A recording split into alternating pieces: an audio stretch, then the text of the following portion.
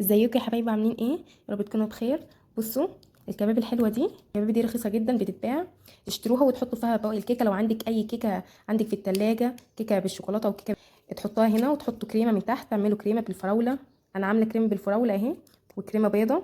بصوا اهي، وحطاها من جوه، حاطه في وسطها شوكولاته. تحطوا اي حاجه في الاخر، حاطه كريمه وحاطه اللي هي شوكولاته الوان وحاجات زي كده. بصوا، هتبقى حلوه جدا للاطفال، ممكن ياخدوها معاها في المدارس كده. بصوا، وصغيرين كده. بصوا، خدوهم معاهم في المدارس، حلوه جدا. وتحطها في العلبه دي. بصوا، هفتح لكم العلبه انا.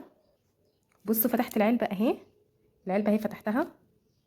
بصوا، انا حاطه كيك عادي، كيك بالشوكولاته وكيك ساده، وحاطه من تحت برده كريمه، وفي النص كريمه ومن فوق كريمه، وحاطه شوكولاته اهو، حاجات الوان كده وحلوه جدا. بصوا، تغطوها بدي بس وتبقى حلوه جدا.